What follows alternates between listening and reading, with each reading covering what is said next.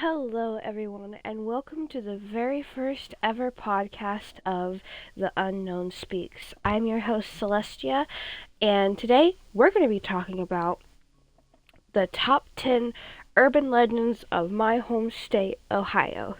Now, since this is the very first podcast, I will let you know that we have a Discord server, an Instagram, and a TikTok up and running, ready for you, the viewer, to interact with.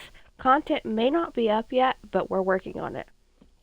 When you join our Discord server, you're able to leave your own personal stories and give ideas for the podcast that you, the viewer, want to hear.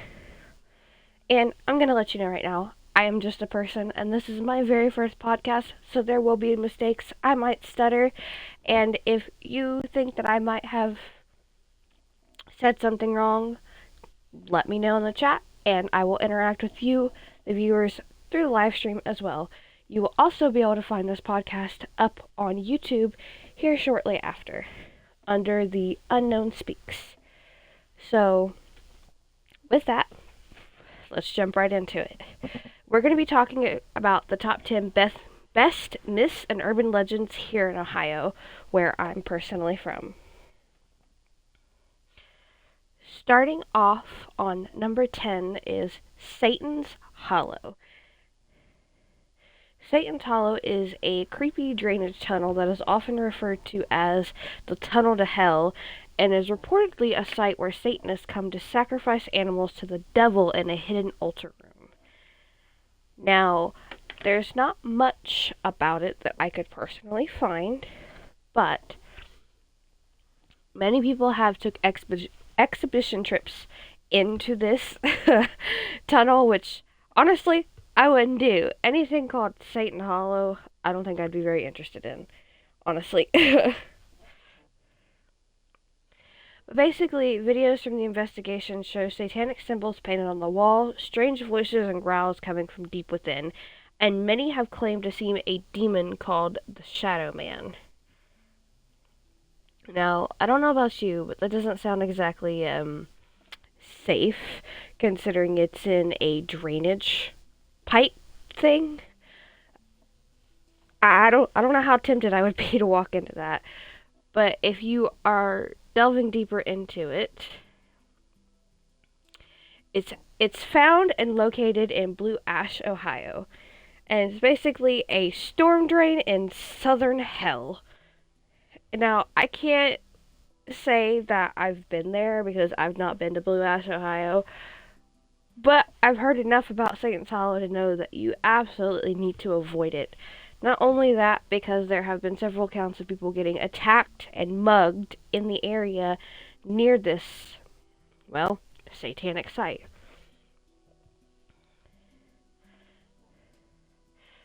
Enough rumors have spread about the alleged portal to hell that it's caused many people in the area to move away. And this causes a lot of issues in their district because of the graffiti outside the wall, and then construction workers and city workers being too afraid to go and actually close the storm drain. But not only that, but them closing the storm drain could cause a lot of issues. But I think the main thing I want to talk about is a two-man team of David Scott and John Steffens of the IPRA Strong, who created a web series of of paranormal. And they did a video on Satan's Hollow, the Tunnel to Hell, to wait.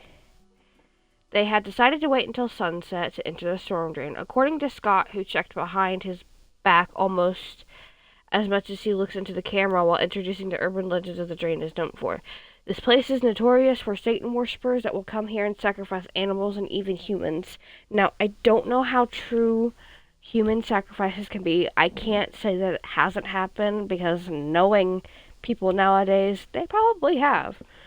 But animal sacrifices seem more likely than human sacrifices, because I doubt that a large group of people could get down to that sewage drain without somebody noticing suspicious activity and reporting it. Now, maybe back in, like, the 90s or the 80s, maybe even the 70s, I could see that happening. But nowadays, in recent times, I really don't see that happening, especially with all the technology that we have now. And honestly, if people are that terrified of it, why haven't we sent security drones and stuff to survey it? Like, I even looked this up. I have not seen any news articles talking about this, of them sending surveillance drones into the sewage drainage. You'd think if people were that terrified of it, they could do that. Who knows? But basically, when they went in,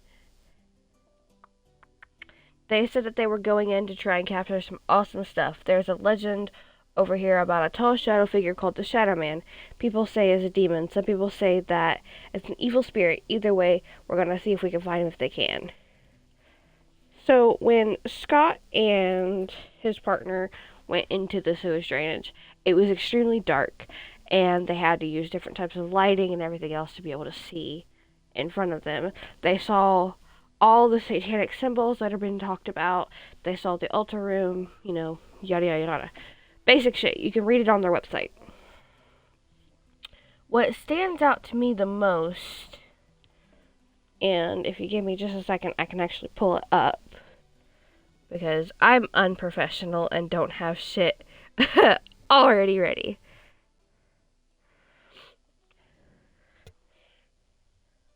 But while we're waiting for this to pull up, I think the one thing that kind of catches my interest about this is how in different states there always seems to be its own personal portal to hell. Ohio is Satan's Hollow. I haven't done research on other states, but if you follow a pattern, there seems to be in each state a different type of entrance to fucking hell. Hell's Gates. It's hard to explain, honestly.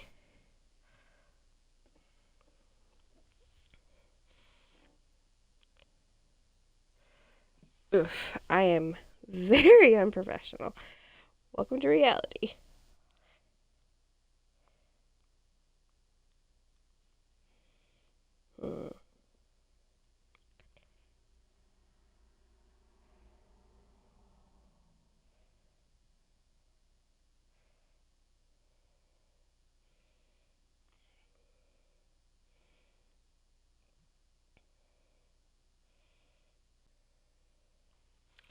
Okay, so basically, when they started their exhibition into Satan's Hollow,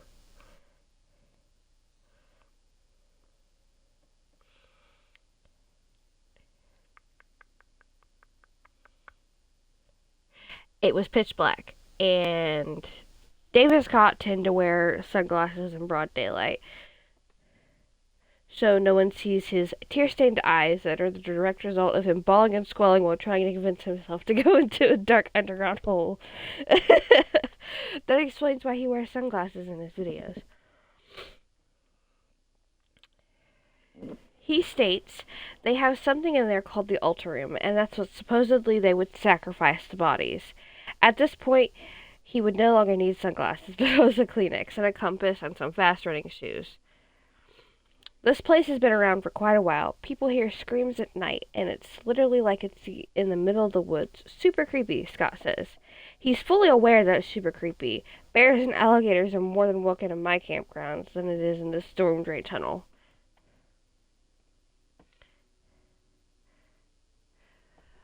But as the sun sets, Scott and his partner travel down to the storm drainage. Now, Scott states he doesn't know how deep this storm drain goes, but they continue to go anyway. Throughout this investigation, it's really awkward in their audio, only because there's an extreme echo and everything they say is echoed. It bounces off the walls and it creates for a more creepy vibe to everything. And honestly, I watched the video and it's a little unsettling. The night vision camera can only show you so much, but if you pay close attention, it's almost like you can see like the shadows being chased away as they walk, but it's almost as if the darkness starts to consume them. Even in the video itself, if you really pay attention to the background, you can feel the aura that the location gives off, even through video footage. And the audio makes it even more unnerving because you can hear the echo and the desperation in their voices the further they go. As two full-grown men exploring creepy locations that are supposedly haunted and have had ritualistic sacrifices in them, if you listen to the tone of their voice, you can hear fear. And this is my personal opinion, but I don't care if you're a man, woman, or child. I don't care how brave or badass you think you are. If you go into a location like this where possible human lives have been sacrificed in the name of some god, you'd be scared out of your fucking life too. Like, that's just common sense. That's initial human fear. And our bodies are built to recognize fear and when something is not safe. If you've ever walked down an alleyway in the dead of night, or you've walked past a set of forest or a patch that just something feels wrong, our bodies have an initial sense of when something isn't right with our surroundings. It's like primal instincts tell us to run. But somehow we have managed to evolve to push past these primal instincts, and we put ourselves in initial danger out of pure fucking human curiosity. And that is exactly what these guys do, and I applaud their bravery. I would never be able to fucking walk into the sewage drainage. I couldn't do it, especially knowing that there's something there called the Shadow Man. Are you fucking insane? Basically, the video footage shows a lot of graffiti, so people have been down there. Not necessarily people in cults or anything, but regular people have made visits to this location and have graffitied on the walls, left behind their markings, yada yada yada. Stupid teenage bullshit. Or just some dumb adults. But the video shows a lot of graffiti on all of the walls that are visible, which makes one wonder, if it's so dangerous, who has the time to hang out and create a bunch of spray-painted vandalism or art? People making their marks. If it's such an evil location, how is it that there's just art everywhere? But the deeper you go into the tunnels, the less and less it's become. I think personally there's some kind of aura to this location where at the beginning it just seems kind of creepy, abandoned, whatever. But the further in you go, the more that primal instinct starts to kick in. It's telling you you're in danger and that you need to turn around. And the less that art becomes, the more strong that primal instinct is.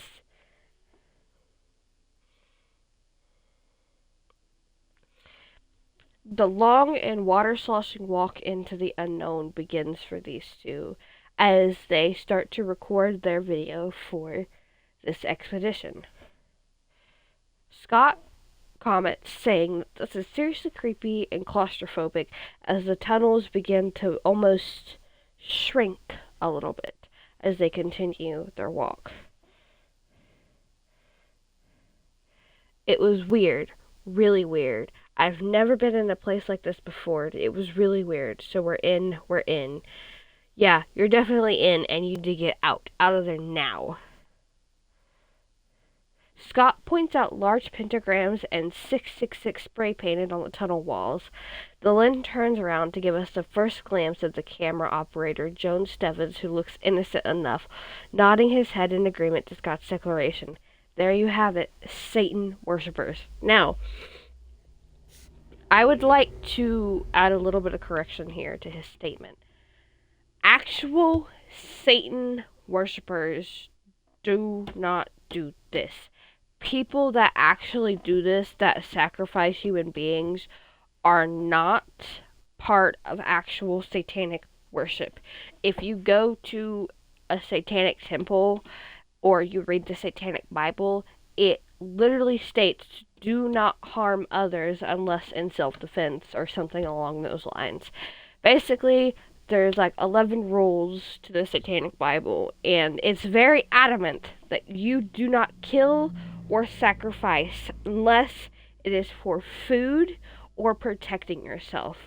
You do not harm others unless they intend to harm you. This is not satanic worship. This is not witchcraft. This is something on a whole other level of fucked up. Anyone with common sense, it doesn't matter what religious practice you're in, knows that human sacrifice is not fucking acceptable to most gods. I don't care what religion you're in. Your God does not want you fucking stabbing another human being in their name. And if they do, you might need to rethink your life choices.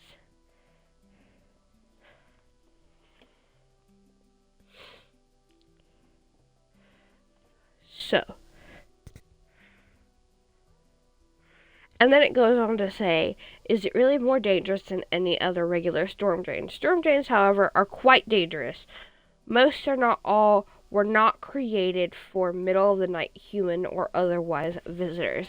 Yeah, storm drains in itself. So I find it very fucking hilarious that out of all the locations that could have been Hell's Portal, they chose a storm drain. Literally something so fucking dangerous that if you get caught up in the wrong moment at the wrong time, it will kill you. You will get swept away by currents or just pressure. I don't know how storm drains work. I just know water. That water will fucking kill you. It is there for a reason. So, as they continue the expedition, they come across the ladder. The boys scurry on up the ladder and get out of there. Then it shows a lighted opening at the top of the ladder and another tunnel heading off to one side into darkness. Which of the paths will they choose? Scott, apparently running the camera now, shows both paths and says, I think we're just gonna... Before Stefan finishes his thought, boo!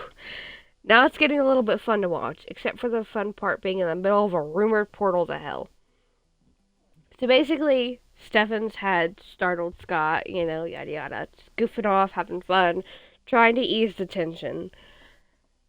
I applaud Stefans for his bravery, being able to just scare the shit out of Scott in this situation while they're in the supposed portal of hell. That is terrifying. But the next time we see Stefans, he looks a little different. A concerned expression is across his face, and there's a weird squealing noise coming from somewhere. Interesting. Let's continue. Maybe it's just crickets. Giant crickets with huge fangs dragging across a dangerous floor. More darkness, more weird noises. This is what they call the belly of the beast. Stefan reconsiders where he is and what he's doing. I'm afraid of fucking people coming down here, he says. Right now, we're hearing footsteps, like somebody's running, Stefan says. Scott turns the camera on himself to comment. It's really creepy in here, but you can see that now. We're hearing something treading through the water, like footsteps. Now, one of two things.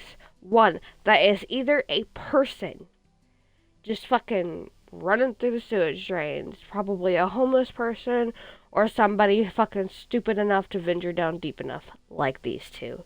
I applaud them for their bravery, but they're fucking stupid for walking into a sewage drainage. Or a storm drain. Or second, it's a malevolent spirit. Now, me personally, I do believe in ghosts and cryptids and creepy shit and yada yada yada. That is normal. That is my personal belief. Now, whether you do or not is up to you as the viewer. But I'd like to hear what you think. What do you believe? Either way, back to this. It's been creepy for a while. Haunted or not haunted, this place is just freaky as fuck, Scott says in his own words. Stefan speaks into some sort of handheld electronic audio device. Is anyone here with us? He asks. He speaks into an EMT, I think it's an EMS or an EMT device, something like that. It is an audio device meant to speak to basically ghosts or spirits or otherworldly beings using electromagnetic fields.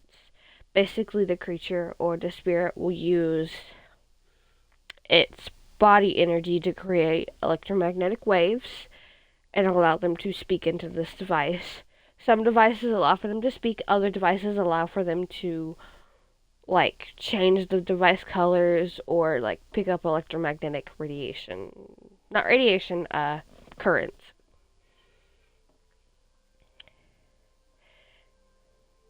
So, when he asks into this device, is anyone here with us tonight? A response comes through. Just me, it says. Scott and Stefan are taken aback by this response. So, Stefan asks another question. Do people come down here and worship Satan? Yes, the device responds.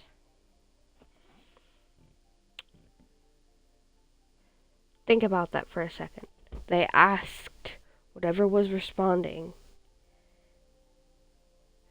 if people came down here to worship Satan. And it said yes. My question is this a person that was a victim of previous sacrifices? Was this a cult member that may have died in an accident down here? Was it someone that just may have died down here? Because there have been reports, there are files, there's plenty of evidence that people have actually died in that sewage drainage. Whether it's workers, civilians, or cult members, people have died.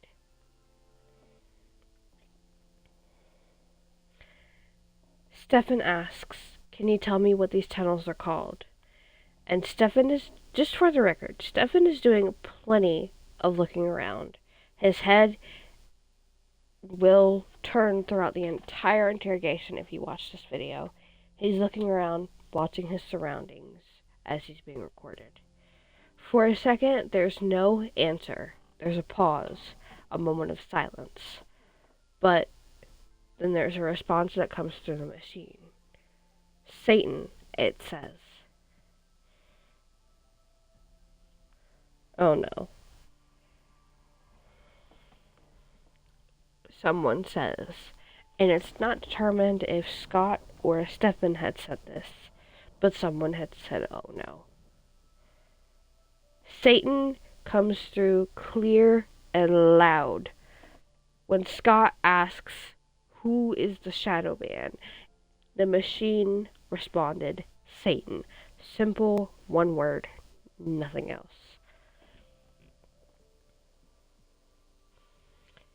Stefan questioned Scott. Did he say stop? Yes. Stop. Stop is what is heard in that video. The machine, literally out of nowhere, no questions asked, nothing. A moment of silence, and then you hear, stop. Now, I don't know how accurate these machines are, because I've never actually personally messed with one, but I grew up watching haunted house shows, the paranormal, all of these fucking events that are supposed to be based on true stories and people using these machines. When I was younger, I actually went to a ghost hunting expedition at our local campground and lodge, and people were like fucking with the machine with their phones and shit and not taking it seriously. But me being a little 12-year-old I was just like, hey, if you're fucking present, pull my hair.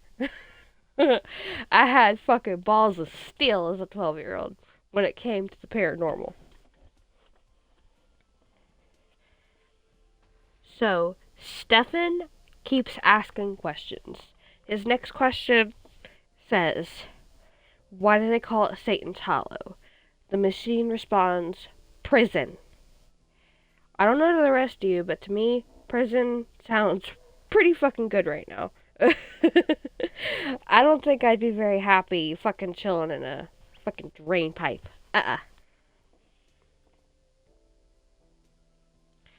Again, prison. The machine repeats. Stefan asks to whatever is speaking, "Is this place haunted?" "It is, yes," it says. "Do people come down here and worship the devil?" he asks. I think we all know what the answer is going to be. Satan. Again, it repeats. Satan. My bad. I thought it was going to be a simple yes. Then Stefan asks something that puts me, even myself as someone who is a horror fanatic, on the edge of my seat. Was somebody murdered down here? Yes, right here. They say people come down here and sacrifice humans and animals. Shut up, it says in response. Shut up. Bro, I don't know about you, but after that, I would have taken off running. I would have said, fuck this shit, and left.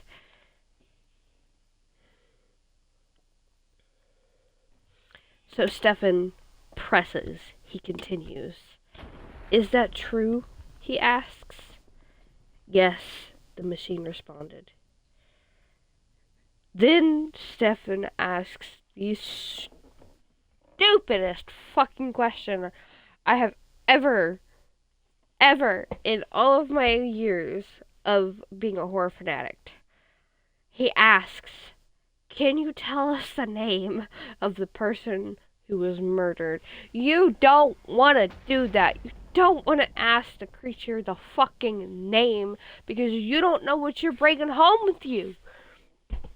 He asks, and he responds, "Jake." That's it, just Jake. Now, I don't know what part of me expected when I first heard him ask this question. I was expecting some Leothor the third or whatever. I was expecting some old shit. Nah, this man's name is Jake. Imagine you're getting a fucking human sacrificed.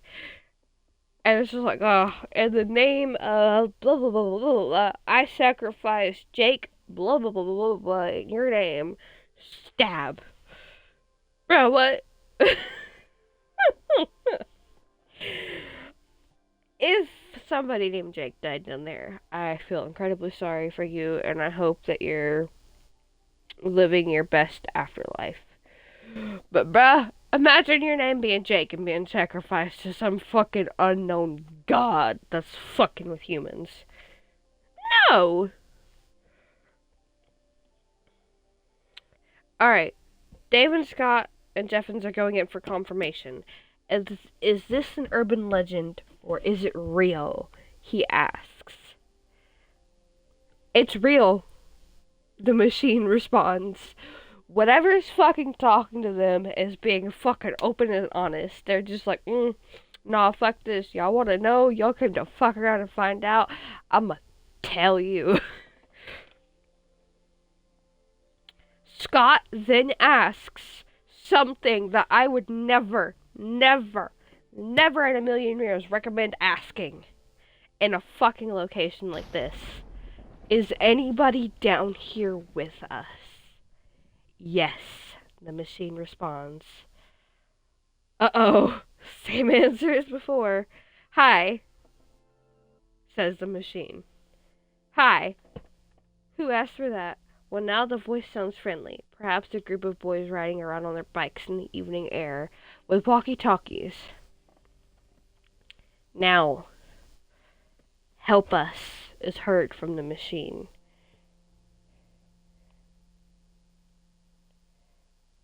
But that friendly voice that had first said hi is immediately retracted, and "help us" is heard. "Where is the Shadow Man located?" Scott wants to know. So Scott asks. "Here," the machine responds. David Scott does not seem to move his head around for quite as much as John Steffens, but his eyes are open wide, very wide. You want to go home? Scott asks. Home. Smart ghost. Why can't you leave? Scott wants to know. Help is all that's said. Can you call out to God and ask you to take him from this place? Take. Scott's eyes are as big as saucers at this point. The only reason to watch alone is just seeing the reaction of these men as this entity talks to them, answers their questions, warns them, tells them to shut up, but then starts asking for help. Scott not sure about what he heard. Take. Clear? Either way, guys, let's take our stuff and clear the fuck out of here. Do you want to leave, he asks. Yes. Scott stares at Stefan for a second, but maybe they only have a two-seater. Hard to. Scott repeats to Stefan. It's hard to. Have you tried to ask God to help you? Scott asks. Yes. This right here. If this shit is fucking real, it tells me the fucking Christian God is dead. If he was ever fucking existent to begin with, that man is fucking dead. Because why would he let innocent people that died at the hands of cruel human beings suffer in purgatory, in a hell that they did not deserve? Especially if it's a child. Because it's even stated, it sounds like a child. Do you guys believe in God? He asks. Yep, was the response. Less than 1 minute left in this video. Who am I speaking to? Scott asks. Now listen to this. The response that comes out sent chills down my fucking spine. Satan. Satan. This time, Satan sounds like a teenage girl. Not that there aren't some scary teenage girls out there, but this one was no fucking teenage girl. Stefan and Scott ask spirit present for the release of being held so they may be taken by Jesus and angels. Angels! Even bigger eyes from Scott now. Scott asked if there are angels present protecting them. Yes. Big smile from Scott. Huh. And that's the end of the video. Now, I don't know about you, but personally speaking, I don't think it was no fucking angels protecting them. I think, honestly, in my own personal opinion, there was something else protecting them. Mainly because I don't personally believe in the Christian God or Satan. But I do believe in Beelzebub and all of those demons and such. I believe they exist. I believe there's more than one living God out there. I feel like it was something else protecting them from their own fucking stupidity at this point. Now, I wasn't able to do as much research on the others as I was able this one, but we'll go ahead and briefly talk about some of these, and I can give you my own personal opinion and experience on some of these. Just so we're not here all night, because if we talked all night the way we talked about St. Hollow, we'd be here for hours.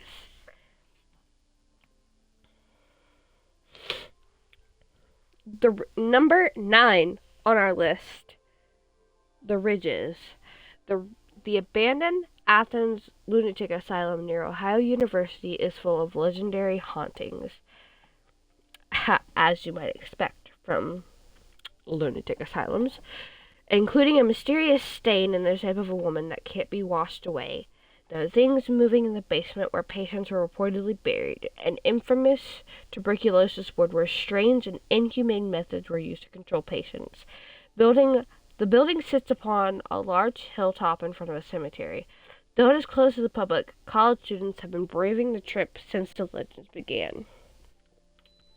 Now, I don't know when this I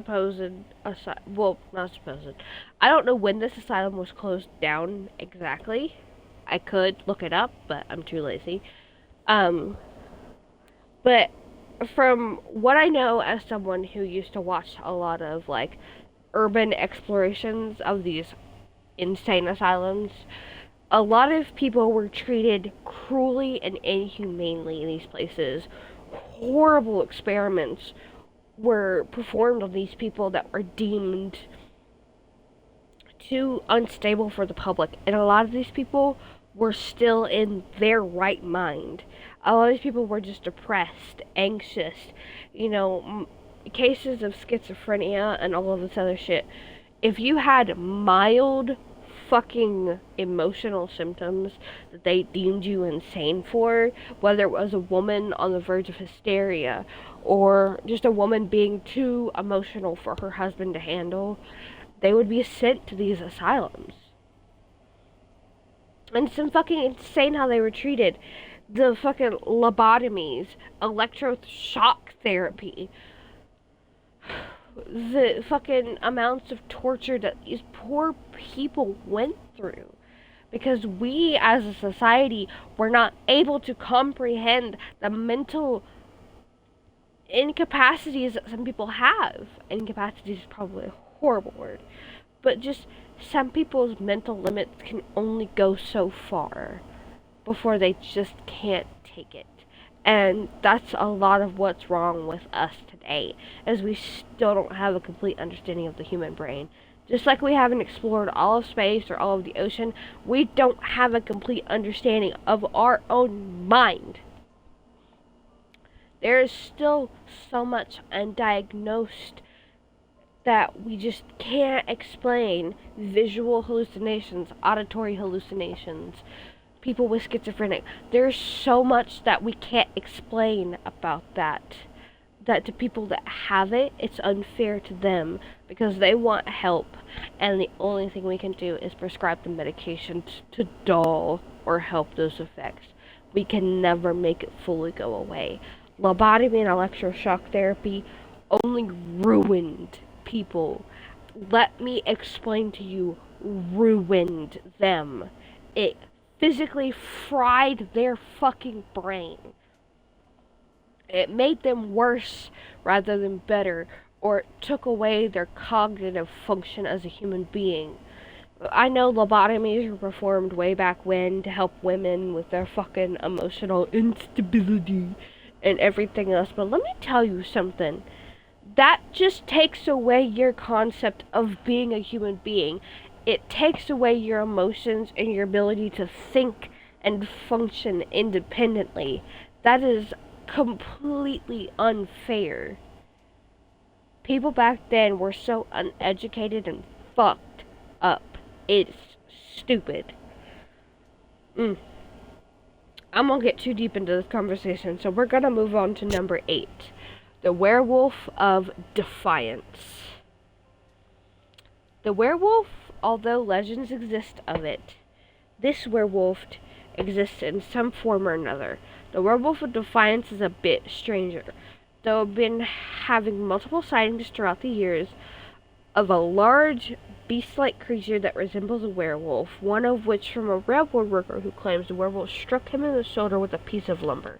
We can't explain why a werewolf would use a 2x4 as a weapon before running off. But police take the matter very seriously, as the description of the creature all seem to be similar. Now, I couldn't really find a whole lot about this, at all. But the idea of this actually just being some really fucking hairy homeless man smacking a 2x4 over a fucking railroad worker. Or just people that just did not take care of themselves. I don't know, maybe somebody had a fucking hair problem. Who knows? I couldn't take this one seriously because of the fucking 2x4 comments, so I didn't do much research on it, because the idea of a fucking werewolf just crack with a fucking 2x4 fucking lumber, just back. Either way, so this one kind of got my interest, but not a whole lot. It's kind of funny. So, welcome to the number 7 spot. Loveland Frogmen.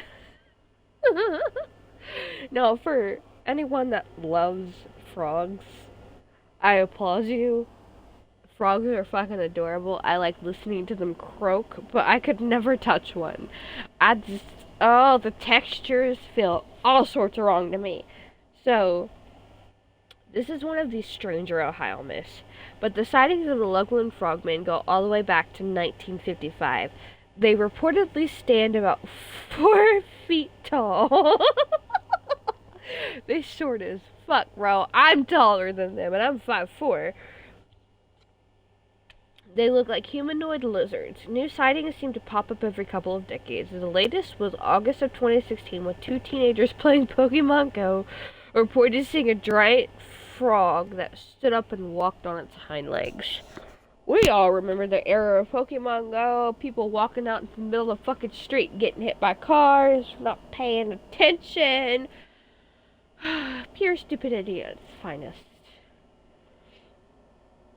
Yeah, apparently there's an app that will actually pay you to walk around and shit, so interesting enough as is, but you know, if I'm gonna earn money walking around, I'm gonna do it.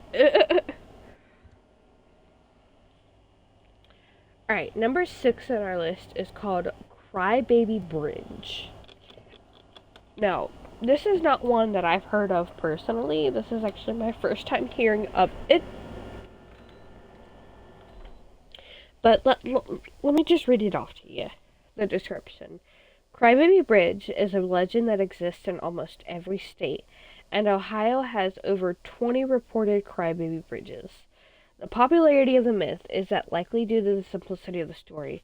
A grieving mother throws her baby into the river, sometimes throwing herself in as well, sometimes diving off the bridge in an driving off the bridge in an accident. But if you go to the bridge late at night, turn off your car, you'll hear the cries of a small baby echoing in the dark. The bridge is in Salem, especially creepy in the dark. The bridge in Salem is especially creepy as it is not connected to many main roads and is relatively difficult to find. So if you're brave enough to take a hike to Crybaby Bridge without a car to speed away, you might want to bring some decent running shoes. Now, so this is connected to a lot of stories of mothers who have had mental breakdowns, hysteria, or something comes over them. And they end up going to these bridges that are just out in the middle of nowhere, and they throw their baby off the edge. Their baby dies. And somewhere in the midst of this incident happening, the mother just completely loses it and ends up throwing or driving herself off the edge, taking her and the baby out together. I have a couple different theories for this. First theory is that there is different types of mental effects that come with having childbirth. As a woman myself, I have done some research, and there is a likely high chance that you could be emotionally disconnected from your baby. There's actually a fucking disease that you can get while pregnant.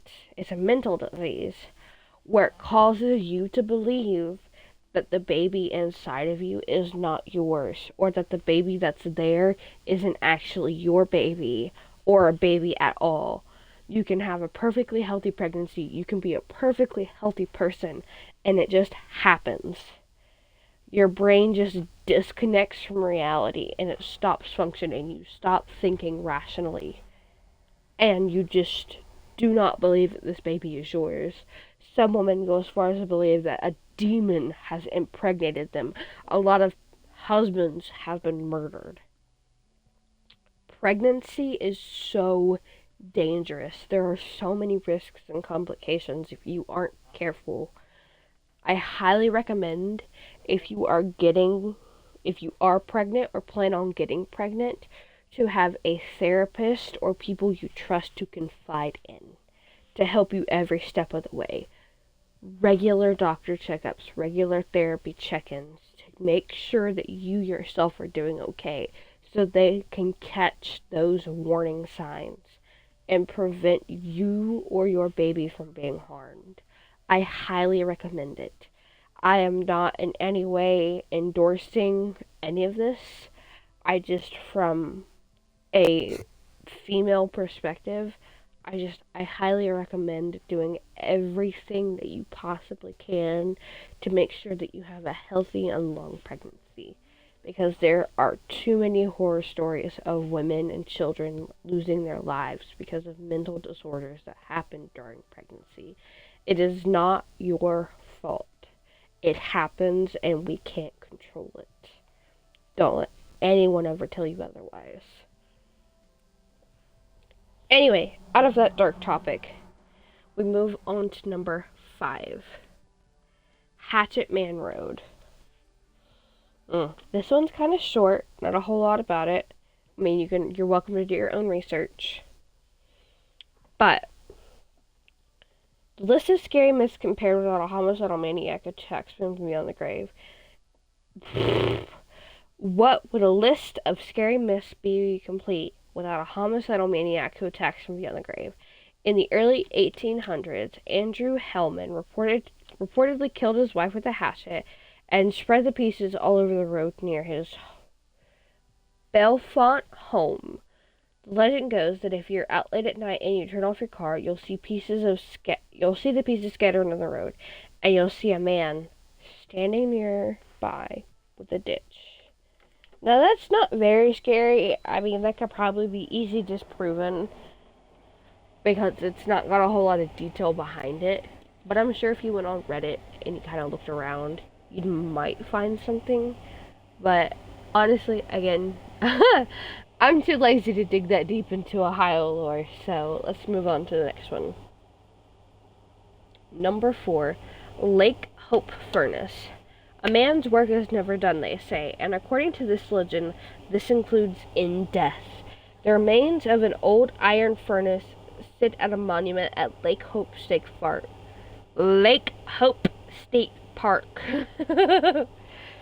And legend has it that on dark and stormy evenings, the ghost of one of the furnace workers still comes by to light it. He reportedly carries the lantern in his hands, but vanishes into the darkness when people get too close. I like this story. It's not malicious. It's not evil. It's just a simple spirit coming to continue his job that he had in his previous life. Coming to light the furnace. But if you get too close and you disturb him, you interrupt his process, and he just disappears. It's peaceful, doesn't bother anybody, but it sure the hell would give you the fucking creeps if you came across it. Number 4 on our list, Ohio State Reformatory. You might recognize the Manfield Reformatory as the location where they filmed the Shawshank Redemption. I forgot about that.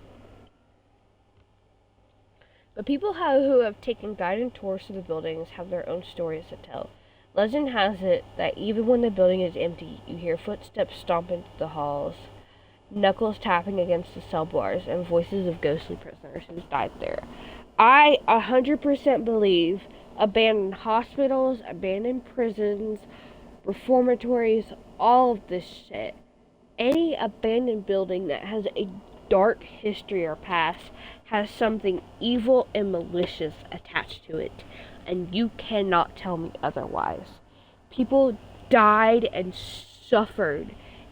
Innocent people, victimized people, actual criminals. Doesn't fucking matter. People died and suffered long in these fucking places for no fucking apparent reason other than pure human curiosity. People died, people suffered, and it shows. And I feel like those souls have not been able to move on after death. I mean, honestly, could you? If you were an innocent victim shoved into one of these cells with someone who was not so innocent, or even with another innocent person, and you were forced to suffer horrible and cruel experiments every day to try and fix you when there was nothing wrong with you in the first place. You just didn't fit society's standards then. If you were shoved into one of these cells and you were eventually killed because of malpractice or just horrible experiments, do you honestly think you'd be able to live a peaceful afterlife? I sure the hell couldn't. I couldn't do it. I'd be upset. I'd be angry. There'd be a sense of injustice that would just overwhelm my entire being. I would never be able to truly find rest. I feel for these victims and these people that have lost their lives because of human ignorance and fucking perceptive. We've come a long way from where we used to be, and it's definitely a lot better. But that doesn't mean that the people that suffered back then don't deserve some form of justice or peace. And I hope that maybe one day, somehow, some way, that these spirits will find their peace and will be able to move on. Maybe reincarnate into something better, have a better life, or just be able to exist and just move about the inferior plane and rest, and finally be able to find peace within themselves and move on. That's all I want for these people that are stuck in these places. They don't deserve that. But the people that do, get fucked. Alright, number 3 on our list. Actually, wait, no. I'm incorrect. It's number 2. I've been counting down wrong this whole fucking time. Number 2 on our list is Gore Orphanage. Some legends about the Gore Orphanage claim that there was a fire started by one of the kids where they all perished. Others claim that it had been the site of a strange cult rituals. Though the true story is unknown, many tourists have claimed to find ghostly encounters there, especially in abandoned children's cemeteries behind the building. I'm sorry, why the fuck is there a children's cemetery behind a fucking orphanage? How many kids did you have die under your care that you needed a fucking orphanage? I got pissed and said the wrong word. How many kids died under your fucking care as an orphanage that you needed a cemetery behind it? Now, it doesn't give me a date of when this happened, so I'm going to assume this happened a long time ago. My guy, sickness, illness, I get it. But, fuck, how many kids died under your care that you needed to build a cemetery? That should have been your first fucking red flag. But, oh fuck, what do I know? I'm a female.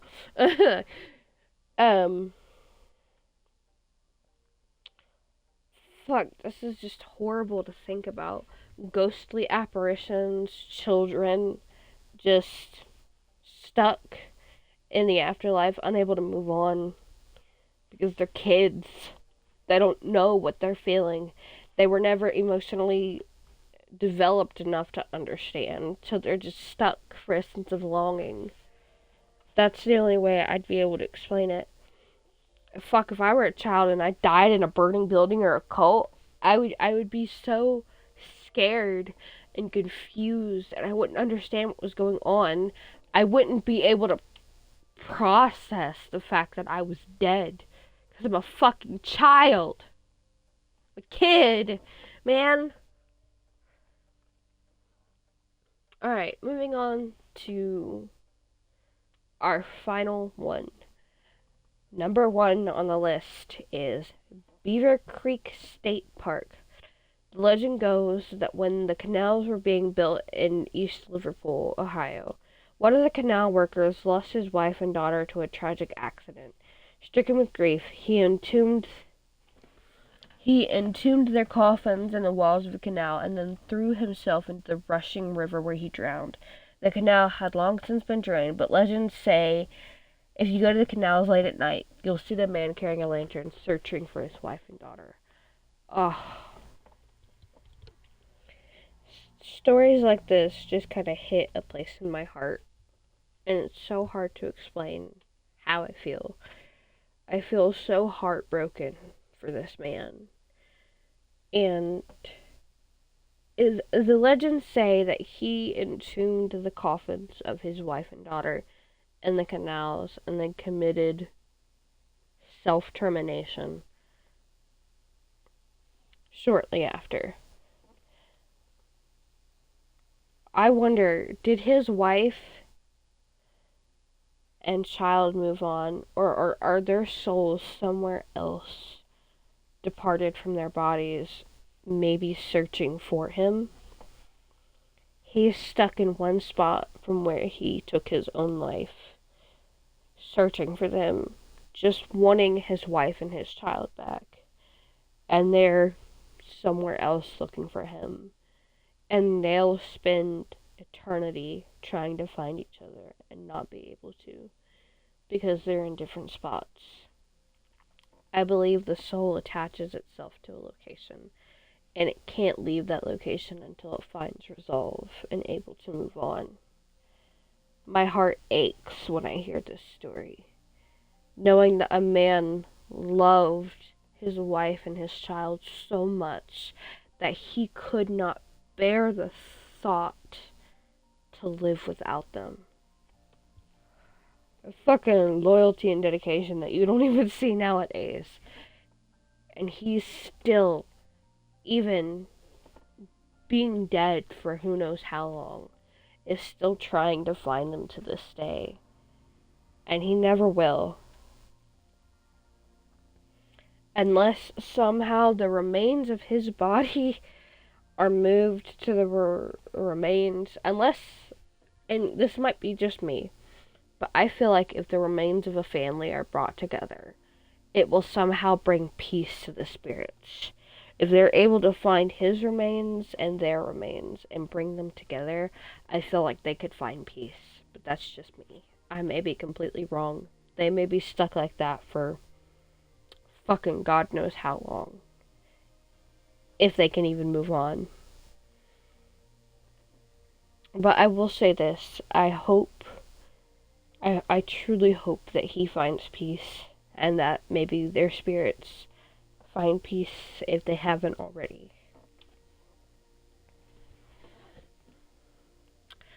Well, that does it for our list for this podcast.